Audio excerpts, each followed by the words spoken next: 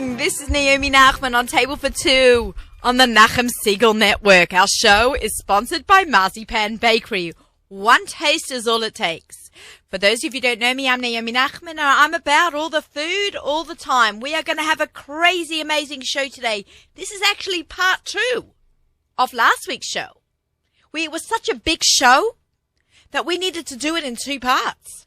So we are continuing the conversation right here today. We are actually meeting on a Wednesday.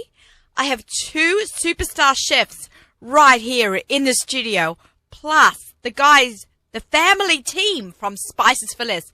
Mikey and Bella, all the way from New Jersey, have joined us. So everyone got here today. So we are very, very excited. We are in the studio, got a big pile in front of us of food. So ZK and I are very, very happy right now. We're munching on some Griven while I finish up the intro to part 2 today. So I'm Naomi Nachman. I'm about all the food all the time. I love food. I love shopping for it, cooking, anything food related. I'm a kosher personal chef. My business is called the Aussie Gourmet. I give cooking classes. I cater for people for Shabbos, Yom Tov. Anytime you feel like cooking, you can give me a call. You can join my cooking adventures, which you know are coming up to Thailand soon, and my kosher food traveling and sharing your great food ideas. But if I want to hear from you guys, please email me, naomi@nachumsiegel.com, and tell me about your foodie adventures. So I love the feedback that everyone's given me, and we're going to address a couple of questions and stuff on next week's show. Next week, we'll actually be preparing for barbecue season. Super excited about that. So we are right now in the studio. I'm getting very excited because I've got a lot going on. As I said, just to recap a little bit from the last show, we've got the Thailand trip coming up, and I'm giving cooking classes there, and I'm learning so much about Vietnam, about where I'll be giving classes. You know, they hardly have milk there, so they drink their coffee with condensed milk because they couldn't get fresh milk. So they use condensed cream. So I'm going to be experimenting making coffee with condensed cream at home. So Simon Springer, listen out for my call because we're going to do some experimenting together with coffee.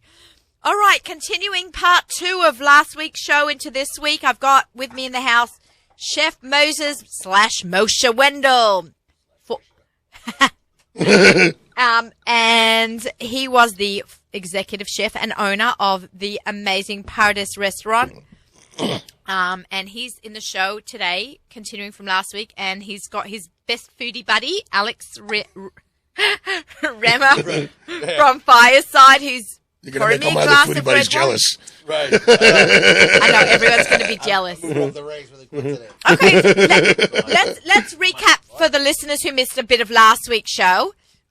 You left, you closed down Paradise. I sold it. You sold it? Yeah. Oh, really? Yeah. Good for you. Well, yeah, I mean, come on. I like doing business, too. I know. You got to make a little money, honey. It's all about the money sometimes. And you have now opened up the Beast. Can you tell me a little bit about your background? Where did you start? Did you love cooking at home? Talk to us from the beginning. I'll be honest. I never really was a huge passionate chef guy originally. My father kind of thought I'd be a dishwasher or pump gas, and I went with dishwasher. And my first dishwasher job, the head dishwasher had me fired. Nice. And I because I was terrible. Nah, I don't believe that. No, I really wasn't good at it. It's true. So I begged the chef to keep me on. Chef Phil Reynolds. It was a long time ago. So we're like at least 22 years ago, I think. How old were you? I was 16.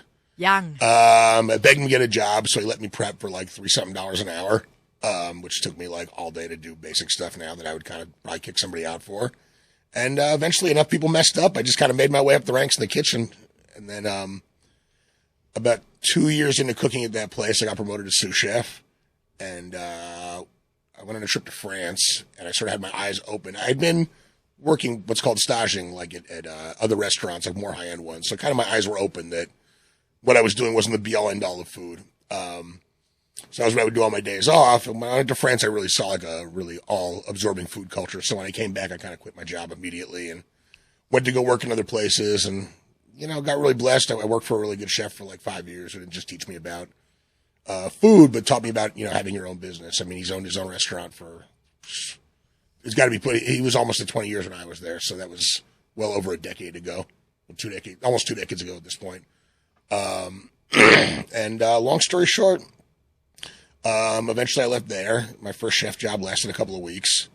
Just wasn't funded the way the owners were hoping. Very optimistic. No, I mean, they tried their best. Things happen in the restaurant business.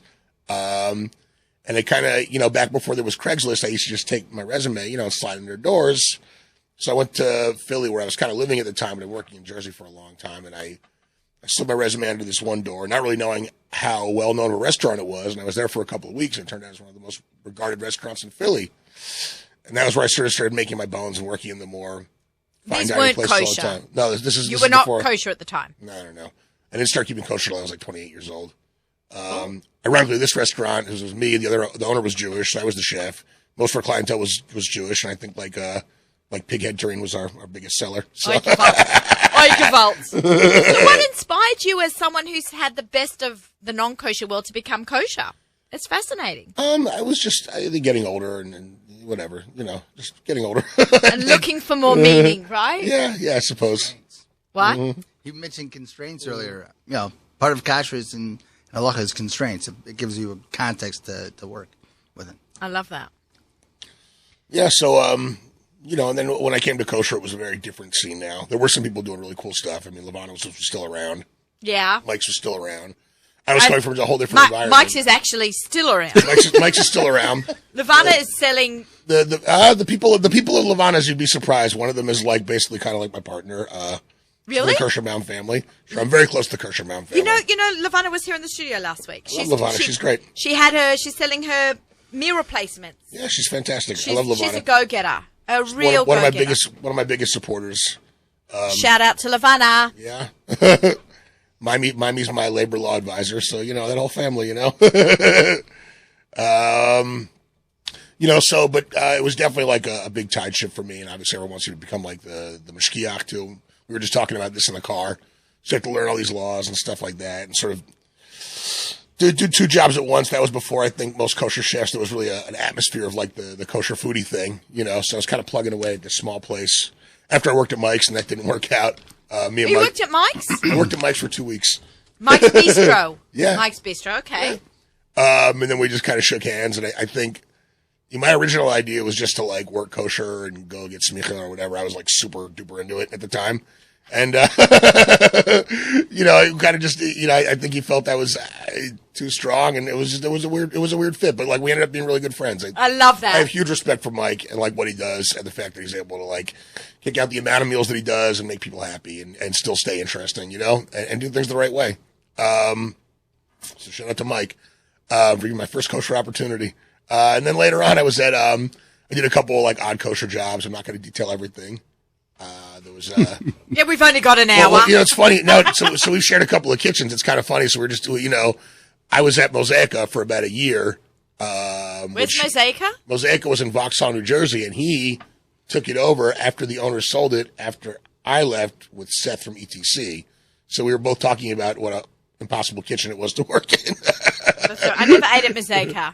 That's okay. Yeah. And when Seth had it was et al. Oh, I never even. It was a really. It was in the middle of nowhere. Really old kitchen. Really Okay. hard to deal with kitchen. Yeah. Okay. But what was cool about it was I did some wine dinners there with Jay Buxbaum, who we were talking about before. Jay is always on our show. Buxbaum. I love doing that whenever I talk to him on the phone. Anyway. He would have actually been really fun to have on today's show also. Spices, wine, and food. Come on. We have the wine, actually. We're just missing Jay. Okay. So then I opened Basil, and then after Basil. Wait, stop. Yeah. Stop. I did not know that. You opened Basil? Yeah, I was the first chef at Basil. Ah, I did not know that. Yeah. I love Basil. Yeah, it was a great project to work It's the on. first help time I set up. had homemade pasta. Yeah. I remember we made the first pasta there. Oh, that's so funny. And now I can make my own because I became so obsessed with it, I had to teach myself. Okay, great. And then after I left there, I opened Pardes, and Pardes lasted for a long time, 6 years, Tough industry, man. Definitely Right? a tough industry. I mean, honestly, there was By the time I actually sold it, I was looking for a change. I mean, kind of doing the same thing every day for 6 years. And, when you're the owner, it's not like you can just give your 2 weeks and leave, So, I felt like doing something different. That's all. Well, we're pleased that you've opened something up. Because there's a Glad to bit make of a everyone void. happy. But at least we had Fireside to keep us going in between, right, Alex? Where, in Muncie? In Muncie. At least if there was no Paradise and before Beast opened, if you wanted a great meal, you could go to Fireside. I'm really embarrassed. There's a lot of great kosher restaurants. I know, But, but everyone knows this is Alex's third time on my show. That's very high praise. I appreciate it, yeah. We're big fans of Alex, and I think he's super talented. It's great to have as a neighbor, too. That's nice. Yeah, no, So it's nice to have a non-confrontational kosher chef neighbor nearby. Because I ran into whipped cream charges the other day. You can't just run anywhere and get those in Muncie. That's pretty funny. Wait, so you live near each other? You physically live near each other? No, the restaurants are about 6 miles apart. Oh, that's far. Yeah, but in Muncie, that's pretty close. Yeah. In Muncie, you're like neighbours. Basically. Oh, that's funny. The whole 5 towns is 6 miles. I know Probably there's no one else I can call and get any help up there from. So Kosher Castle. yeah. Right, what's that? It's a restaurant. Well, it's a hamburger place. Oh, okay. I think I'm up in not a Muncie, fan. I love hamburgers. I mean, I think there's the Ridge up in Muncie, and then there's Fireside and Beast. Those are the chef-driven restaurants in Muncie. Okay. What was the first one you called? You said The Ridge. the Ridge. Okay, I've not even heard of that one. Okay, cool. It's small. It's small. Okay, good. So talk to me, Alex, about what I've got in front of me. Alex has prepared me a little bit of a feast. Well, okay, first of all, there's one superstar chef. I don't even want to be called a chef in front of Chef and Bell. I'll get out of here. Okay? But, Can I just say, They like you more than me in Muncie. So. this is modesty. Okay. This guy's very modest. Alex is very, very, very modest because he's got a restaurant in his own name and he's doing amazing and he's executive chef and he's running the place. It's rocking the place. And to be humbled in front of Moses, that's nice. Yeah. Well, I've said many times on the show, Chef Wintel's one of, even though I trailed in his restaurant, for 3 or 4 days, but sometimes you don't need At Paradise? Yeah. Sometimes It's a very small world. You'd be surprised. Right. and you don't need a lot of time sometimes to pick up on things. So we spoke about it last show about changing the menu and things like that. So I've been fortunate to work with, Chef Warshaw and Chef Wendell. So that's what we try to do at Fireside also. The kind Yeah. of, changing things, keeping things moving and fluid. And So Chef Wendell is a big influence on me. Yeah. I think that's fantastic. Thank you. Okay. I appreciate it. What have we got here? Talk to us about what's We have going the on. gribbiness, we have the chicken skin. Chicken skin. Okay. Yeah. What exactly do you do with this? This is chicken skin, okay? I'm holding this up to the camera. We have a YouTube channel. So, people are going to watch us as well as just listen on the Nachum Siegel net. Okay. So how do you make this? Well, so we Put it on the microphone. basically Next guest will flatten smell out. like chicken. At least I made contact, right? So we Okay. Right, so we basically flatten the skins out, and then roast them. Roast them. Yeah, we don't. This is not fried? No. Oh, so this is like healthy chicken fat skin. Yeah. And plus, I like it. Right. It's not quite as greasy. Okay, let's eat some more then. Yeah, it's not as greasy, and I feel like the crisp on it is more consistent. As opposed to having sometimes when you break it up, you do it in the pot, you fry it. Sometimes you have little pieces that are soft. So we flatten it on sheet pans and we roast it. I want to come and watch you do this. It's probably not so healthy for me because I would eat the whole. Because I was saying on the last show, I love potato chips. This is like chicken flavored potato chips. Guys, do you want to try some? I've got the guys from In 10 years, Spices you're going to find out Celeste. that chicken fat's really good for you. It is. You Yeah. said it's not. It's not. No, it is good for you. What? Okay. All right. Those are really good. It's unbelievable. Thank you, Chef. All right. Now, let's talk about Okay. this giant cookie. Yeah, so that's a we call it decadent sugar cookie, and it has pistachios and a couple of other ingredients to make it a little bit different from a regular sugar cookie. Okay. It has maple bourbon like icing on it and black lava salt. Oh my God. This is really good. CK, it's been a really intense morning. We need to eat. This is great. And you know what? Can I drink it with this? Why not? Why not? Why not? Well, they say you shouldn't drink and eat at the same time. I shouldn't drink and eat at the same time. Okay, that was a bad joke, but yeah, you can. You know how mean you dunk it? some people Yeah. dunk cookies in milk? I'm going to dunk it in my red wine. What could be bad? Okay, so what am I drinking here? All right, so this is a Machpela. A Machpela. Yeah. So Is this it from Chevron? Could be, yeah. I'm going to read the back. Yeah, you can read the back. It's I like it, so I just brought it. Okay, this is one of your favorite reds? Yeah. Okay. It's What do heavy, we learn? so We're it's early in the morning. I We're figured we should swirling. have something heavy. Start the day off right. And we also have the Russian River Chardonnay that Jay Buxbaum spoke about last time. We love that. Yeah, so that's here also. L'chaim. I'm going to make my bracha. L'chaim. Oh, man. Remember, guys, it's Shabbos somewhere. Right. Right? Somewhere. Well, Somewhere Shabbos never ends. Shabbos never ends. It just hides. This is hides. chocolate mousse. Chocolate mousse. Oh, we are having a little feast. We're actually going with dessert first. Yeah. I'm going to take a little off, and then I'm going to pass it around the studio to my guests and friends. There you go, ZK. All right. Now, what's so special about this chocolate mousse? What makes this different? From, Anyone else's chocolate mousse?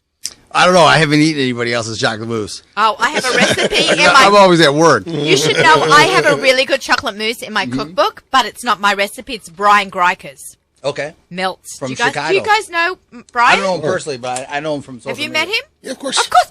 Wait, he stayed at my house with his family this summer and he came to you to eat. And you made him pasta and vegetarian because his wife's vegetarian.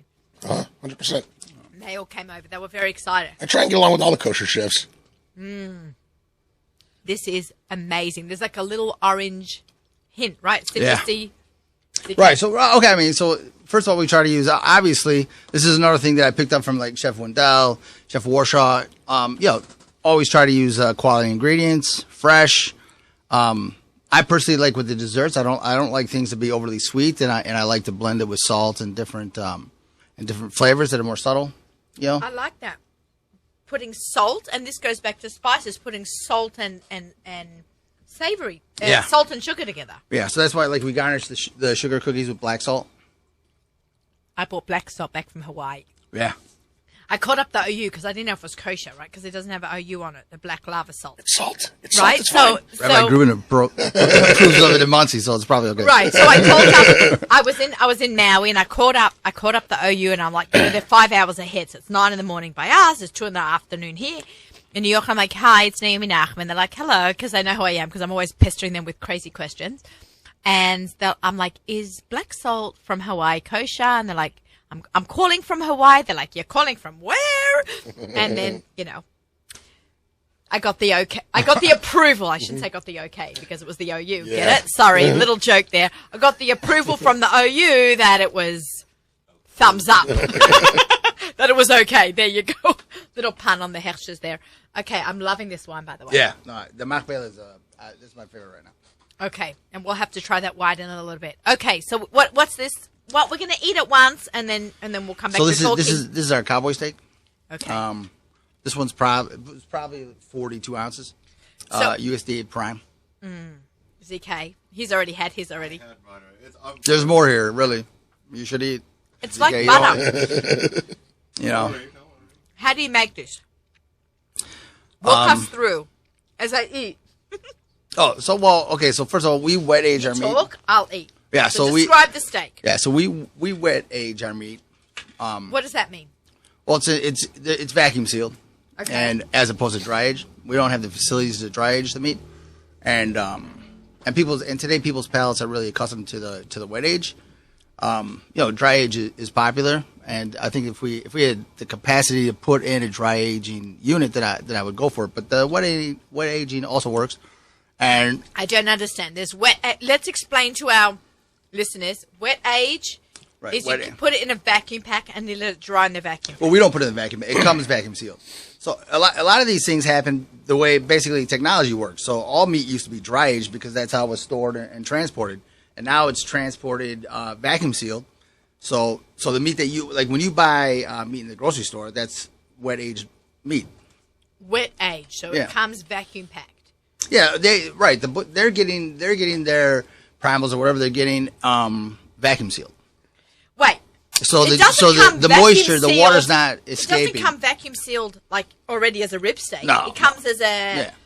behemoth, like that's what my mother Right. would say, like the carcass. Right. The It's carcass vacuum is sealed. portioned out, and then like we get the 103s, the primal ribs. Is that what it's called? It has a number? Yeah. So you call up and it's like 7 103s? 25 one of those. 25. Okay, there you go. Yeah. All right. Yeah, I'm learning. Yeah. I'm learning. I'm loving Yeah. this. And basically, well, so basically the 103 it has the long bone and the short rib is on it, part of the short rib and everything. And so then we generally age them for another 3 weeks. Okay. And then, we butcher them, cut them into, so the cowboys are basically, once we take the top of the rib and everything off of it, the cowboy is just a long bone with the what you would think of as the ribeye and the finger meat. And, we don't French the bones. That's something that, I don't like Frenching the bone. I like to, what does that mean, Frenching the bone? well, when you clean the bone, you strip the bone. Okay, so it's, when we talk about Frenching lamb, and I've cleaned up the lamb, I think I've done it on Instagram, where you clean off the bone. Right. So it looks neat. Right. So that's the thing. So personally, I like to give the customer all the meat that they like. When I get the bone, I like to eat the meat off the bone. So I serve. We don't French the bones at Fireside. I had a funny story once where we sent out lamb chops, and the waiter comes in and he's like, "Chef, the customer said it's not a lamb chop." I was like, "Well, what does he think it is?" So he says he's in the industry. He doesn't know, but it's not a lamb chop. So I knew right away that he was thinking that he would just have the medallion and then the bone off of it. But I had sent out the whole. Basically, we just saw that sucker, and I had sent it out, and so I went out there and he's like, "This isn't lamb." I was like, "Well, so what is it?" So he was like, "It's not. I don't know what it is, but it's not lamb." And then he asked me, he's like, "Do you want me to Google a lamb chop for you and show you?" I was like, just give me your plate. So I took his plate. I went in and I cut off all that meat, and I sent it out there with just a little medallion. And he sent the waiter back being like, "Thank you so much." He was so happy. And then I ate the rest of the lamb. But lamb has got such a distinct taste. How can he not call it lamb? Well, okay. Well, so I don't think he really, his palate and his understanding of food wasn't equitable to his visual. Like somebody Google something. That doesn't mean that they now know it. Right. So it's like, I guess we talked about this once, the first time I was on the show, the difference between, people who cook really well at home and working in a kitchen. Right. I say I'm a home cook. Yeah. But I run my own catering business from my house. So. Right. Yeah. So it's two different. So I could not step into the role in a kitchen. I've never been on a line. If you ever want me to work for you guys, though, I'm really happy to. People always say that, and then they do it. They what? So people always say that, and then they do it. And then they never want to do it again. or no, they're usually like, "Chef, I have to go to the bathroom." And then 2 hours later, it's like, "Wait a minute, where did that guy go?" They climbed out the window. So basically, he had an idea in his mind of what a lamb chop looks like, as opposed to we get the whole rack in. The animal looks like, for instance, you can look at a cow, and then you're seeing inside the cow all the portions of beef that you're eating. And sometimes, people who aren't accustomed to that, they see a cow and then they don't want to eat meat anymore because, they're going to take that cow and shaft it and then process it. So, but if you know the whole animal, so then you understand that the lamb chop isn't the medallion on a French bone. It's coming from that's just one part of the whole animal. But he just thought that that's what a lamb chop was. Right. No, lamb is way bigger than. Yeah. So, but so we leave the finger meat on the bones. Uh-huh. Okay, that's very... And give it to the customer. Yeah. And they're like, are the Platts or not Platts? In fact, we did that for parties. We started giving ribeyes. And so we would take the bones off the bone-in steak from the parties, and we would just roast those and sell them as an ab special for people who like to chew on the bone. Right. My mother loves that. Yeah. Can we talk about amuse-bouche? I've never heard of amuse-bouche till I went to... your restaurant there, Moses. We were sitting there and they came over to us and they're like, "Would you like an amuse-bouche?" And I'm like, "Oh, what? And they explained it to me. So you give an you tell us all about what an amuse-bouche is. When you go to a restaurant, ask for one. See what the chef's going to do. Well, at Beast Week, we don't really have an amuse-bouche. I mean, we're... Different kind of dining, though. Well, it's totally different kind of dining. What we do have is, we have, spiced watermelon seeds we're doing right now. So we have some kind of thing for you to nosh on while you wait, but we're aiming for a much faster style of service there, so we're not really doing a traditional amuse-bouche, but basically... What is an amuse-bouche? Tell our listeners. So an amuse-bouche is basically something to amuse your palate before you eat. So, a lot of times you go to a restaurant, you're trying to get an idea what the restaurant is. So with an amuse-bouche, you're really trying to get someone in the mind frame of the kind of meal they're going to eat in one simple bite. It comes on a tasting spoon.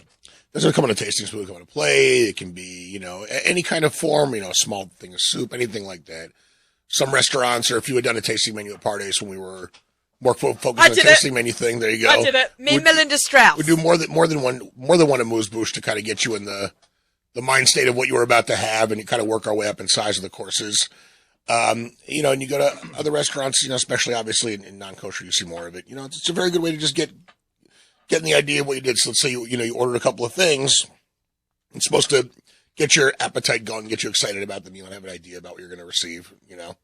It's very exciting when you go and you get an amuse bouche. It's a little tiny. It's chef's choice. Yeah, and, exactly. It's chef's choice, and they bring it out, and it's just a little sampling of what's to come. It's a good way to get guys thinking creatively in the kitchen too. Usually it's something you give. I mean, obviously with your approval and going over the technique to like someone who's a younger guy in your kitchen is their first step of like designing their own dishes. A lot of people think that like, in a restaurant the chef is the one who comes up with dishes, but generally in a properly running kitchen, obviously a chef should be the one who filters the ideas and who the lens of it, and should be tasting everything and making sure everything is servable and up to par, and even more so instructing the mindset of what things are going to be. But you have to get guys get a little creative if you want them to learn and grow in your kitchen, So it's a really good place too to have like what's called your garde manger guy, your salad and dessert guy, which in a lot of restaurants is like considered to be a starting position, but really in any restaurant I've run is always an equal position.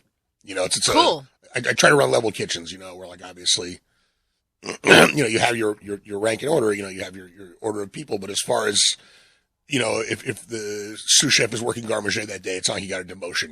He's excited to work there because the technique on garde manger is his interest in technique in the kitchen. Pastry, etc., even like prep. Even for me, my longest term guy I've worked with is my dishwasher. He views his job, and I view his job as more important than pretty much any other thing in there, because you want to see a dysfunctional restaurant, watch the dish station break down. And for a guy who can come in and take pride in his work every day, I'll give him a shout out. His name is Roger Ricketts. I've worked with him since I hired him for Basil. So we're going back almost a decade. He's followed you. You've stayed with him. I folled him. He's followed me. Follow each other. I think that's amazing. There's such loyalty, right? Like, I love that. So again, so back to the original thing, amuse bouche is just a good way to get someone excited about a meal. The same way you do petit four on the way out of a meal. You give someone a little something free, no charge to remember you by, so when I'm doing a parting gift. Yeah, when I'm doing a more stylized kind of service, I like to include it. I think it's important. That's really nice. Guys, you got to check out these two fantastic restaurants in Muncie. Make it a destination restaurant. You've got 8, 9, 10 Sundays in the summer. You can go visit both these restaurants. We had Memorial Weekend. I always mix up Memorial and Labor Day. You can see that I'm not American, right? Even though I'm here so long, I mix those up still. But we've got July 4th weekend. Go grab a hotel in the Muncie area. Got some nice hotels there, SPG points. Stay overnight. Enjoy. Go hiking in Bear Mountain. Have a wonderful dinner afterwards at Fireside. 2 summers ago, we went rafting down the Delaware, and from there afterwards, we went out to eat. So, Muncie's nice and close. You open during 9 days? Yeah, open. Are you guys open during the 9 days? I haven't discussed that yet. It's too far away, but you could do some great parva and pastas. Well, he's thinking I'm going on vacation. Yeah, we're not open during the 9 days. Basically, I don't think it's not cost effective for us to be open. Okay. Yeah. No steak, no open the doors. Right. So yeah, so we're not open. Because I think some of the places I've worked at that have been open during the 9 days is that people go to dairy restaurants, so the numbers would be much lower. Do you have a favorite dairy restaurant? Me? Yeah. You a dairy guy? I have friends that say you just eat dairy to get between flashicks. Like, Right, Poppy's Pizza. I guess the thing is, so I don't go out to a lot of restaurants, but I like Vabenet and, Nui Dui in the Upper West Side. Oh, yeah. I was supposed to go there for dinner tonight, 4 o'clock, an early dinner, because I'm taking the spice class at 6. So, I'm not going to be able to go there now. No, like I want to go to Basil, but I haven't been out there. I want to go to the new place, Cambria, also. But I think I'm going there. It's in Flatbush, right? Could be. Yeah, I think I'm going there in a couple of weeks. Yeah, I get there too. That's Jose Soto's a very good friend of mine. Oh, okay. So I'm going in a couple. I think it's next Wednesday. Yeah. Well, tell him I said hello. Although we'll probably talk before then. The dishes look great. I'm really excited about going. I'm going with my Mishpacha, the Mishpacha I write for the Mishpacha magazine, so the whole team is getting together at what is it called? Cambria? Cambria. So it's like Rima, Cambria, Cambria. I call it Cambria. Yeah, Cambria. Okay, we've had a great feast over here. Will you guys stick around? Because I'm going to bring Mikey and Bella up here, and they're going to talk about spices. And then you guys can pipe up and speak and join the conversation and drink and eat.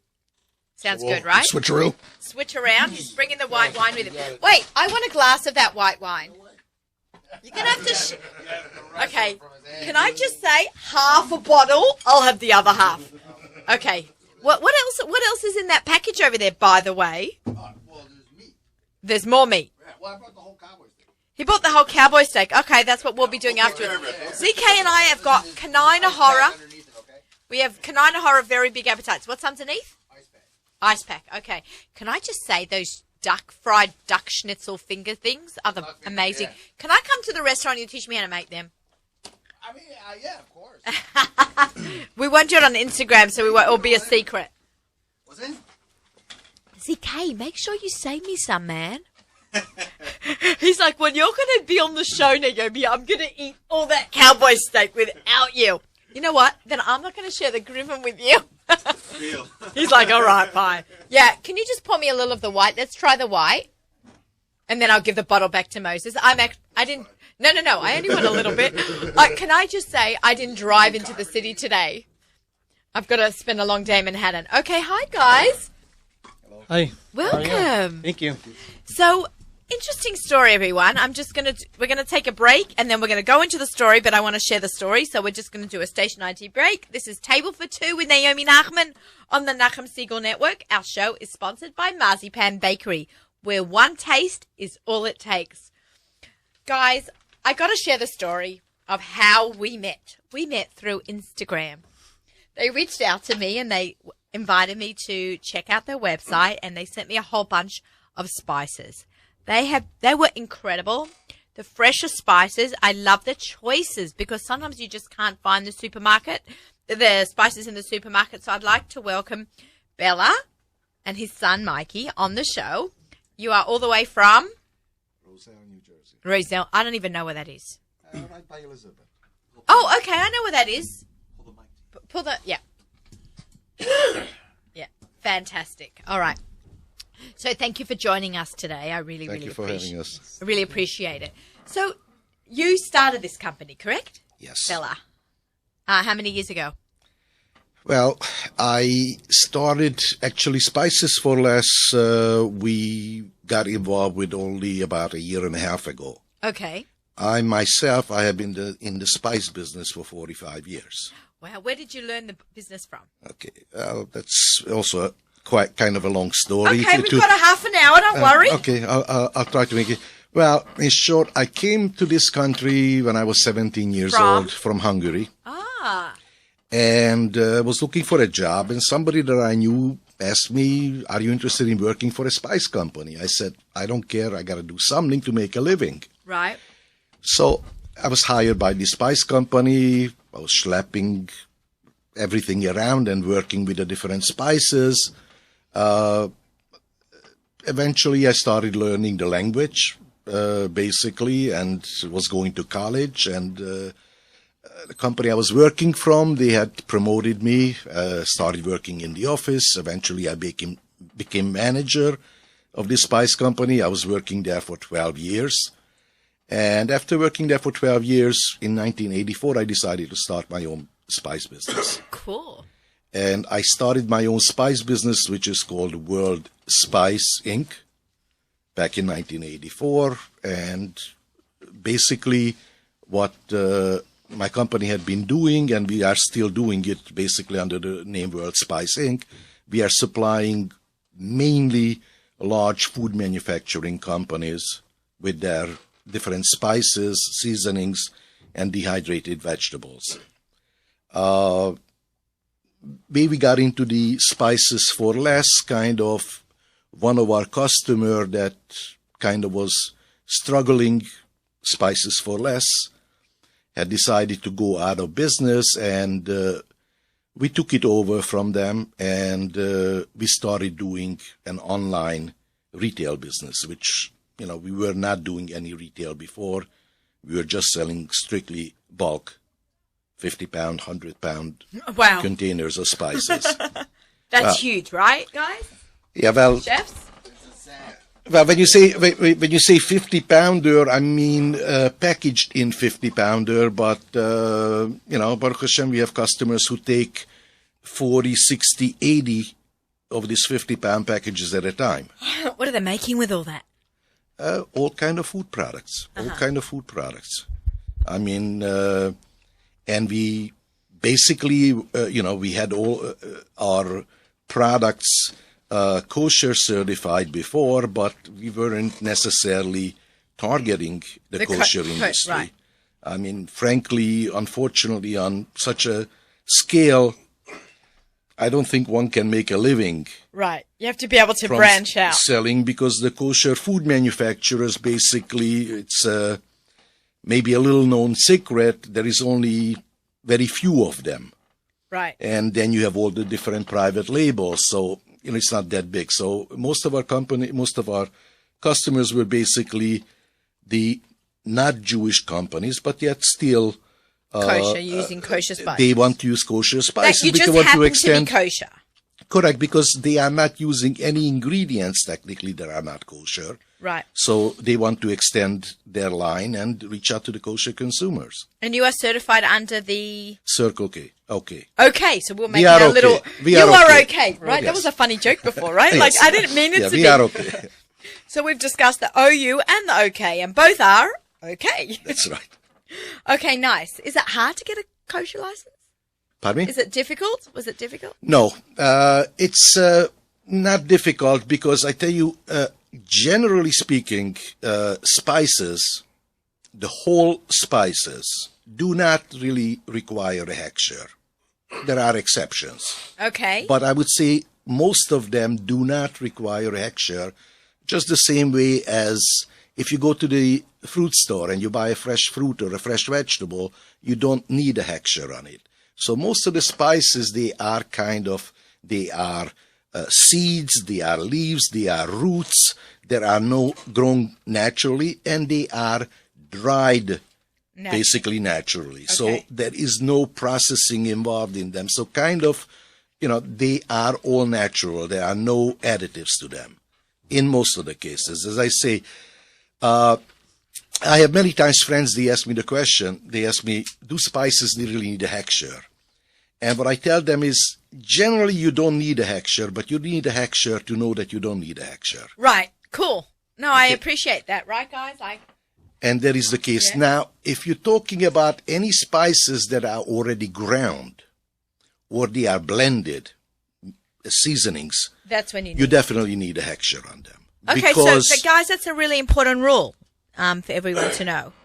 Because when the spices are ground, depends on what kind of an equipment they were ground on. And by the way, we do all our own in-house grinding of the spices. So we have large grinders, not the little spice grinders that you think about Can it. I just say, I'd love to see that. When I was in Israel in January, I went to the Shuk, and they have all the spices. But my friend Daniela Renov, who's Peas, Love and Carrots, shout out to her, she took me to a place where they took cumin or cinnamon and they ground them in front of us. Yeah. And that's what I bought, like the freshly ground. It was much fresher. There's no question. I mean, I can get into that part of it also with you. But as I say, we have large grinders, and certainly we don't grind, a half a pound or a pound of a product at a time. But we grind anywhere from 2,000 to 20,000 pounds at a time of the various spices. And all the people on our block, they either love the smell or they hate the smell. And it's very strange because different people, some people, they say, wow, you guys are getting us really hungry, And other ones, they come, they say, how can you stand this smell? Right. And I'm sure as the chefs can also agree with it is, well, certain smells after a couple of minutes, your nose gets used to it. So I ask them, what smell are you talking about? I don't smell anything. Right. So, like, curry has a very distinct smell. Not necessarily, okay? The reason you say curry has a distinct smell, curry is a blend of different spices, okay? Right, Curry yes. is not one individual spice, okay? Right, it's a blend. So that's why many times when people walk to our place or walk by the place, they say, I'm smelling curry. And the only reason they may think they're smelling curry is because they're smelling a combination of different spices. Okay. So interesting. But, it has a distinct smell to it, the curry, and basically with curry too, the different type of curries that you get from different companies will have a different smell and a different taste to them. I mean, the basic ingredients are the same, but there are many ingredients in a curry that, different companies use What are the different basic products. ingredients in a curry?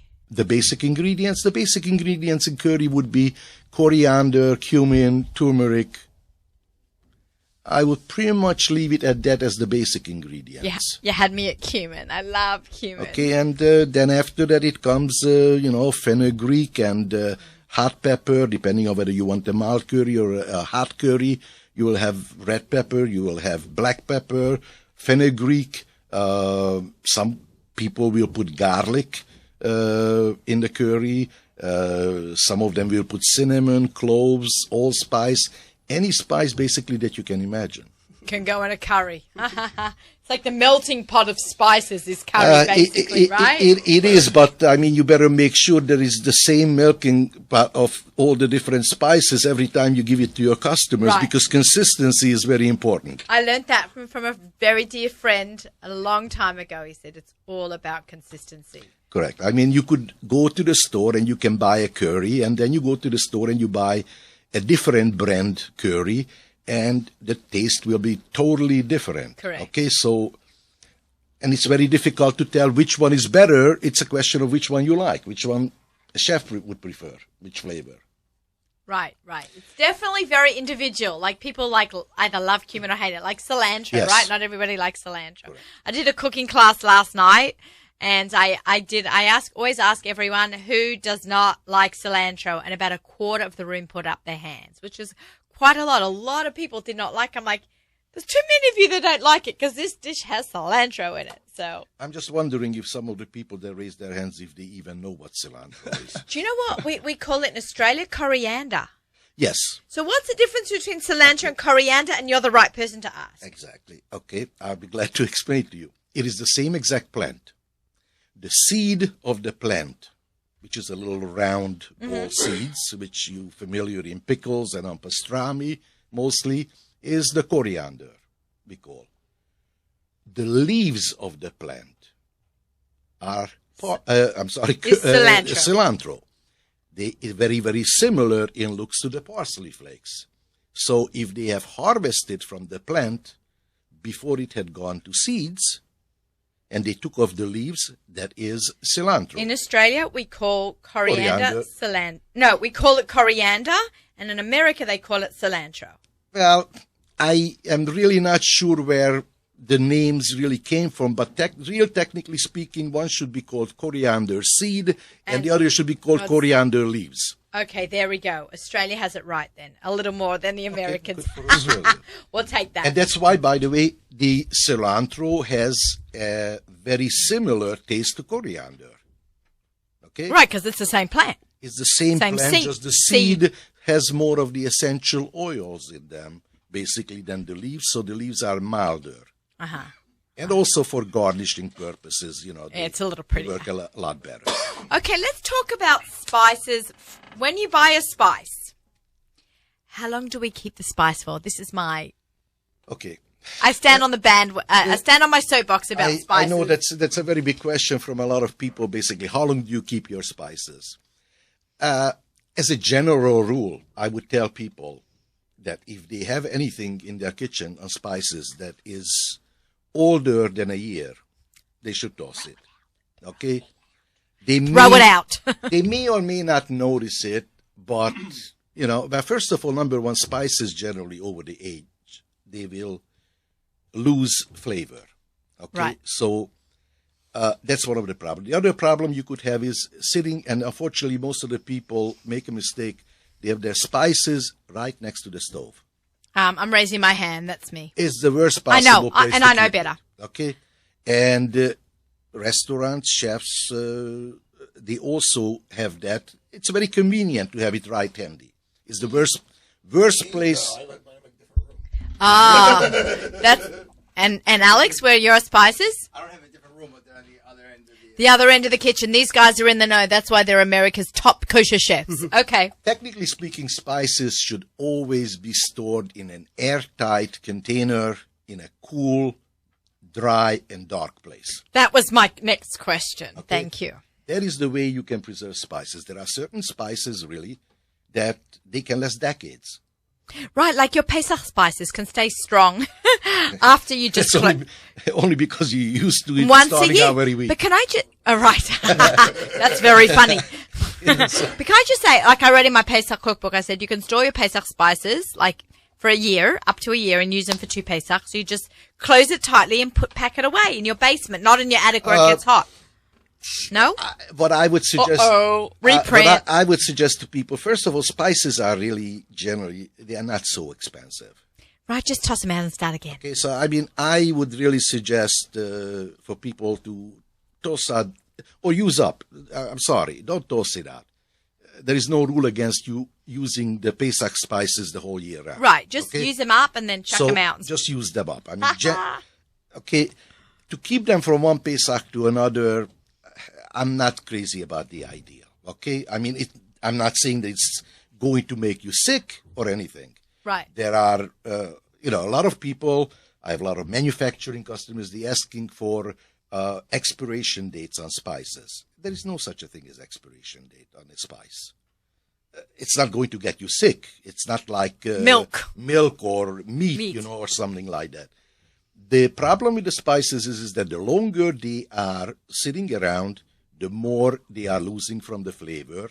That's number one. It's like a lot of times I have people walk into our place, and they say, "What am I smelling?" And I tell them, "My profit going out the door." And Most likes that one. Alex is laughing what too. I mean with that is that basically, when you smell that spice, that flavor has gone, and it's gone forever. Okay? And you keep smelling more of it, more is gone. So you can see that eventually, most of it is going to be gone. Okay? That is why I said that if you keep it airtight, therefore you don't allow it to evaporate. So the air that's carrying the smell is actually carrying away the flavor. Yes, correct. Exactly. Because in any spice, whether it's a seed, root, or a leaf, basically it's nothing else than a seed, leaf, or a root, for example. And what gives you the flavor is the essential oil, what it has in it. And the essential oils are evaporating from it as they sit around. That is why also the best way to keep spices is to keep them in the whole form and grind them fresh. Like chefs know pepper. Why do you have the chef taking the pepper grinder? Because when you open up that pepper or any other spice, when you just open it, all the flavors just opened up in them. And all of a sudden, it is the strongest possible smell. I mean, I will be glad to invite you if you come over to us in our grinding room. When we are grinding pepper, for example, you won't be able to go in there. Because your nose gets... Because so much of it is evaporating, you know that you are choking on it. I mean, you have to wear a gas mask for it. Okay? And I'd love to come. You are welcome anytime. Guys, road trip. We talk about all these road trips all the time. Listen, if you want to go to Muncie, it's kind of on the way to you. Okay, so it's you just take the Jersey Turnpike and you get off exit 13 or whatever. I've got a whole summer of road trips I want to do. And right from us, you are like a half an hour, 40 minutes to Muncie from Elizabeth. I would say not more than that. You can jump right up. Yeah, you can jump. We're having a directions conversation here. So, you are welcome anytime. But it is, very, very annoying, when we are grinding spices because the flavors are so strong. Your tummy must rumble all day. Not mine. Mine doesn't. I tell you something. I don't eat basically the whole day. I'm just too hyper the whole day. Okay. I'm very hyper too, but I love eating. Yeah, well, okay, my wife is like that. She's hyper, she eats. I'm hyper, I work. That's funny. I am hyper. I eat and work. Look at my job. Do I not have the best job in the world? No. I get to Yes, eat griven and chocolate Actually, mousse and wine. talking about you having the best job in the world, I heard that you are going to Vietnam I am. with our rabbi, Who? Rabbi Learfield. Oh, okay. Does he know that I'm going? He knows that I'm going. Did you mention it, the trip? I hope he knows. I mean, if he doesn't, I will remind him. Oh, on he Shabbos when I knows. see But him. tell him that you met me because Yes. we're going on the trip together. Our names are like this right now. Yes. So we're going to do a Thai spice packet. So whoever's coming on the trip to Thailand with Miriam Schreiber's Kosher Legacy Tours, it's a mouthful. I don't really know. I don't know. Have you spoken to Mikey about us giving you a Thai spice? We have the Thai spice. You know what I did with it? Yeah. So this Shabbos, I'm experimenting because I'm going to Thailand, Vietnam. All I'm doing is cooking Thai and Vietnamese food. I learn a lot about this flavor profile. So I mix it with a little bit of olive oil. I marinated the chicken cutlets in it, and I just threw them on a cookie sheet in the oven because I hate grilling them before Erev Shabbos because then they get a bit dried out. So I just put them on a cookie sheet at 400 convection, and it was amazing. Okay, I'm glad you like it because you see, when you're talking about something like a Thai seasoning, or for that matter of fact, like I told you, on curry, or you could be talking about barbecue seasoning, or any kind of a spice blend. Basically, everybody, just like a chef, has their own ideas and own recipe as to what different spices you should have in that seasoning blend, how much of each of them you should have in there, and it can taste totally different. So it's very difficult, like for us, for example, when we are supplying customers with a seasoning blend, such as you say the Thai seasoning, it's very difficult because we don't know who are the people who are going to be buying it, basically. What is it that they're looking for? Everybody's mother had kind of different recipes, when they were cooking. So it's very difficult to try to pick out something that everybody would like. And therefore, you are kind of forced into coming up with something like sort of in the middle that you try to reach out to as many people as possible. So it shouldn't be overwhelmingly one flavor. You want to kind of make sure that everyone will be okay with it. So let's look at nearly lost my groove in there. Oh God, that would be awful. Mikey, we brought Mikey some will show spices. you. We've got like 8 Absolutely. minutes left. So 8 minutes left. All right. Mikey, talk to me for a minute. You This is joined a Chantal. family business? Yes. That's so exciting. That's great. You're a lucky boy. Get to work with Yeah. Dad? Absolutely. Because Mum in the No, business I'm too. working for him. He's a good dad. Okay, so talk to me what we've got here. Sure. So a little bit of show and tell. We love show and tell. Show and eat in this So show. before show you the spices. I'm going to show you the packages we offer. This is on the smaller end. So as my father mentioned, we have our business mainly was a wholesale business. So obviously we sell 25, 50 pounders, but for the regular people, for the restaurants, stuff like that, these are All the pretty much the home- sizes you look for. So we have, this is the smallest pouch. You can look at them. 3 Okay. sizes. These are the smaller end of the pouches. Okay, So the 2 ounce, the 4 ounce, the So this is what you're selling 16 ounce. on spices for less. That's right. Okay, I like that they actually come is it? And They're when you- sealable by for the way, freshness. You see, they are packed in pouches, while a lot of people prefer them in bags. In Bottles. The bottles are not airtight. Okay? And actually, they stay fresher and longer in the pouches, even after you open them, because you can Ziploc close them. And squeeze out the air. right. Okay?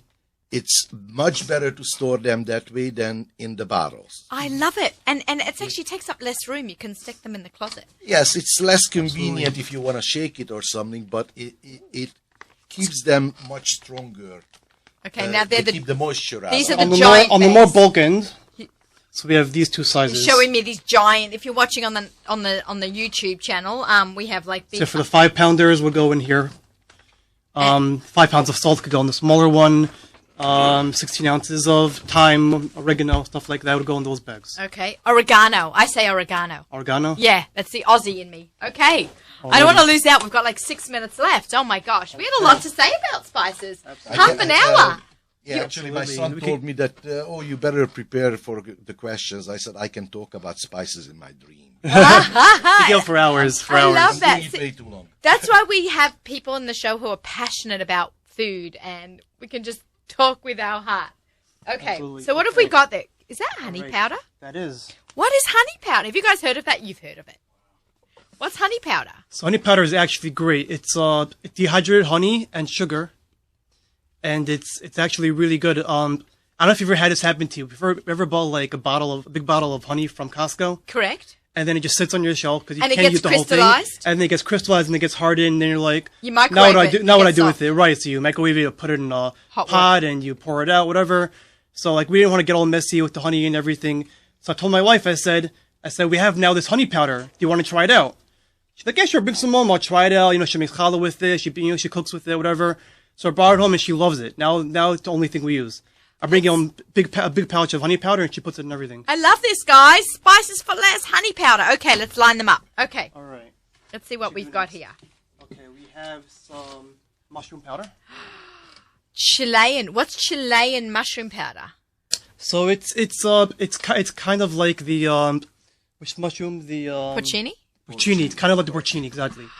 Exactly. Oh, nice. So it's a very distinct This mushroom come from- smell. They come from Chile. It's a wild mushroom, just like the same So as if the you want to make porcini like a mushroom. really good mushroom sauce, like Right, for exactly. a fettuccine you can- alfredo with a little mushroom you can flavoring. take you can take a whiff of it and you can tell how strong it smells. Should I open it? Yeah, open it. Yeah, Should I? Okay. yeah. You can open all of them. Yeah. No, yeah. Okay. I don't know if he has them sealed. No, You not have sealed. them- They're not sealed. I didn't Okay, so seal you can them. just you you just pull it open. just pull them open. I didn't seal them before. Okay, you do it. I'm Yeah. scared.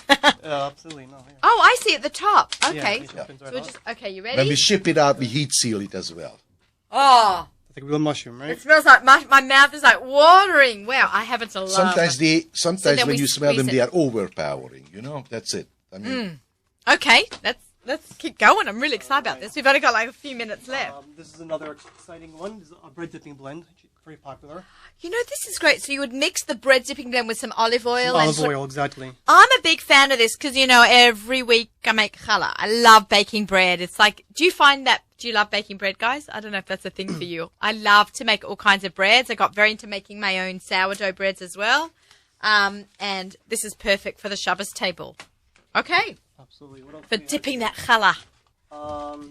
Okay, so we have also all different kinds of chili pepper powders. 50 different kinds of chili pepper powders. So I brought in one just to look at.